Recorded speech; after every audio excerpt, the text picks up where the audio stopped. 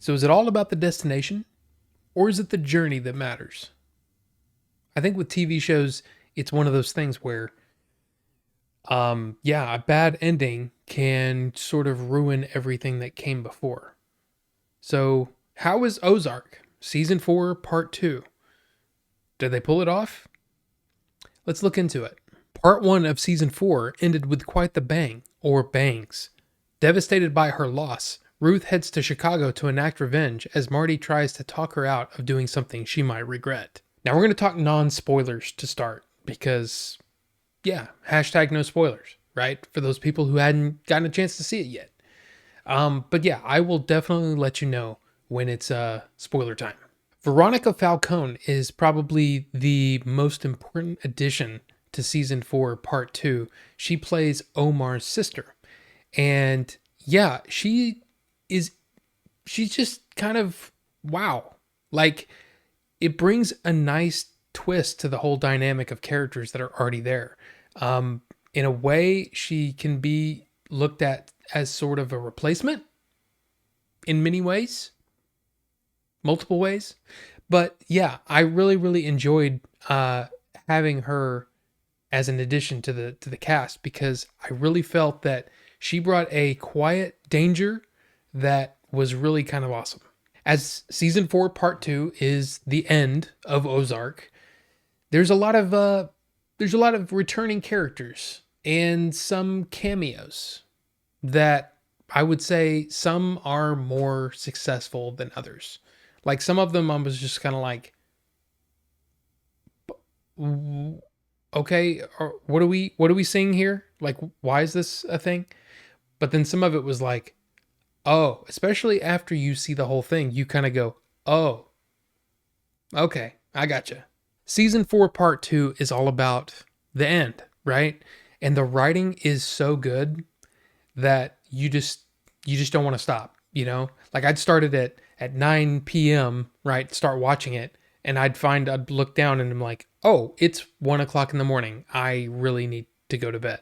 So it's that awesome, just it propels you forward. You know, the writing propels the story forward in a way that just makes you want to keep going. It doesn't it makes you not want to stop, which is kind of great. And of course, the acting across the board, absolutely just superb.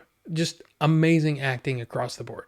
The standout though, as probably many would agree, like all seasons of Ozark, the standout has been Julia Garner as Ruth. Oh my God, what a performance.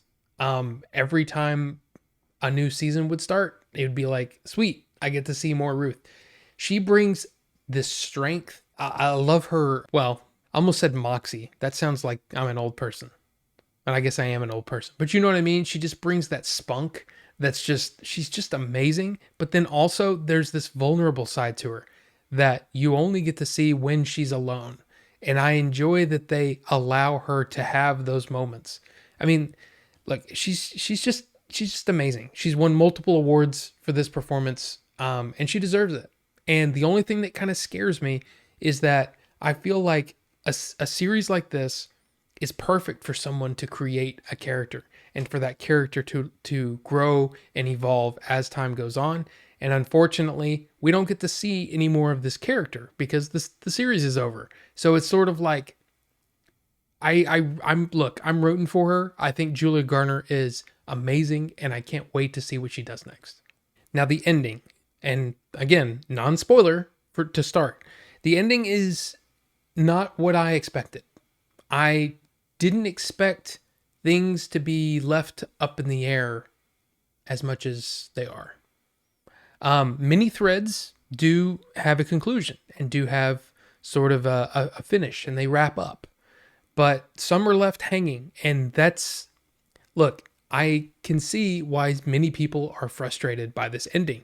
If you look at IMDb, this series as a whole has an 8.5 rating, and the finale has a 6.7 rating. So that gives you an idea of how a lot of people feel about it. And you know what? Honestly, that's probably about how I would score it as well. I love this series. I love the journey. I love these characters. But having it just end was sort of, I don't know, it was kind of disappointing.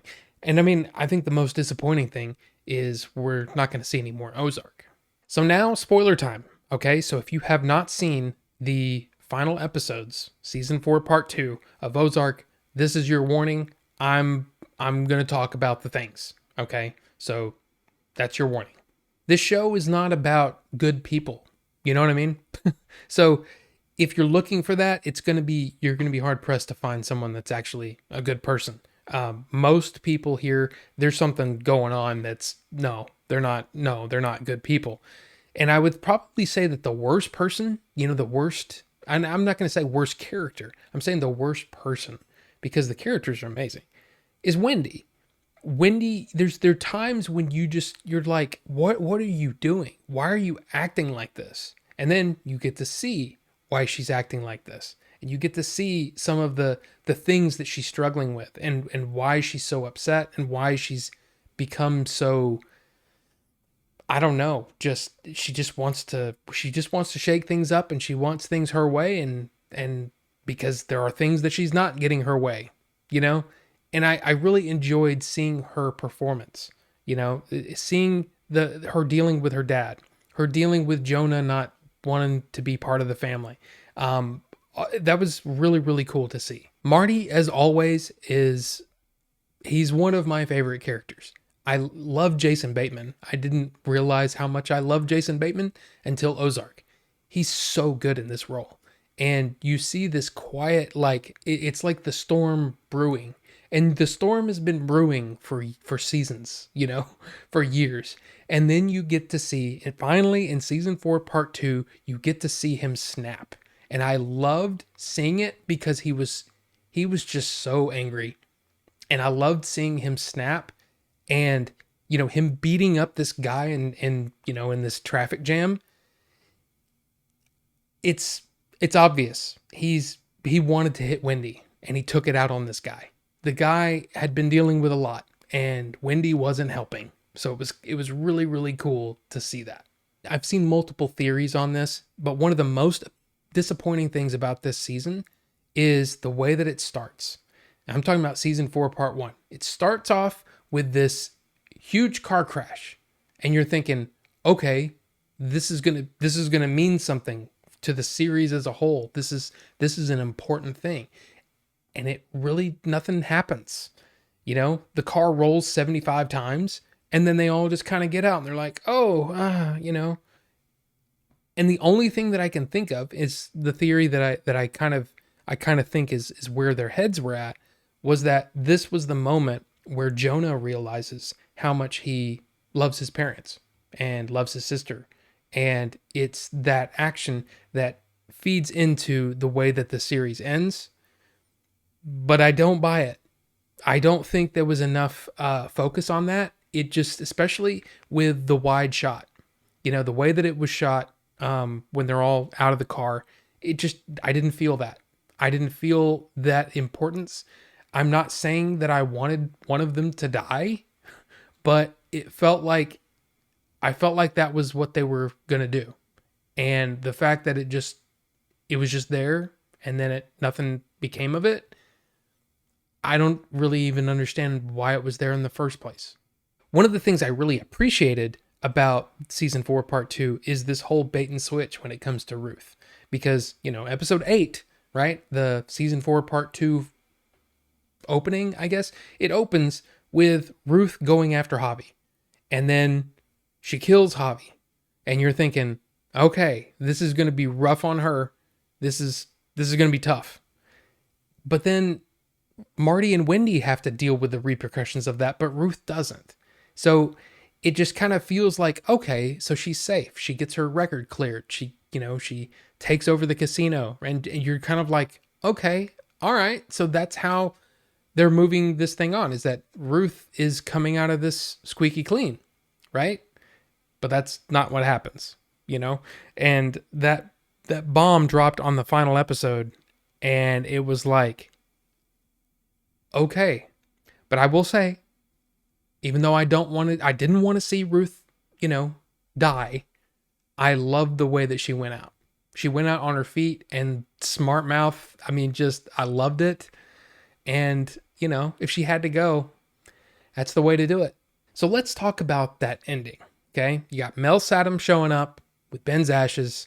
You've got, Jonah with the gun pointed at him. You've got, you know, Marty's little smirk, you know, which may or may not actually tie in to the car crash. If it did, it wasn't something that I picked up on immediately. I was just kind of like, what is going on? And then it goes to black. You hear a gunshot, and you might as well have had Don't Stop Believing, you know, playing. You know, it's a Sopranos ending. And it's one of those where you just kind of feel like things are just going to continue. And I don't know. I'm still trying to deal with that ending. I'm still thinking about it and trying to, you know, reconcile it in my own head. And it just kind of feels like you kind of wanted to see, at least I did. I wanted to see either the birds completely get away, or you wanted to see them go down hard and like in a blaze of glory, or go to jail. I wanted to see one of those things. And to not see that and it just kind of end, it just felt really strange. And I'm not sure what to think of it. I'm really curious what everybody has to say about it. You know, like, I mean, I've been watching reviews constantly after I watched the finale, because I'm still trying to reconcile what I think. And I just don't know. But I'll still say Ozark is probably one of my favorite series I've ever watched. And I'm sort of curious, from your point of view, if you've watched Ozark, and of course, if you've gotten this far, hopefully you've watched everything, because I just gave away everything. What did you think of it? What did you think of Ozark? Did the ending completely spoil everything for you? Did it make you feel like it was a whole waste of time? Or are you still looking at it kind of like me, where you see it and you go, yeah, it's not the best ending, but that still was a fantastic show. Let me know down below what you're thinking, and yeah, we'll talk about it, because I feel like we have a lot to talk about here. So thank you all so much for watching, and we'll see you on the next one.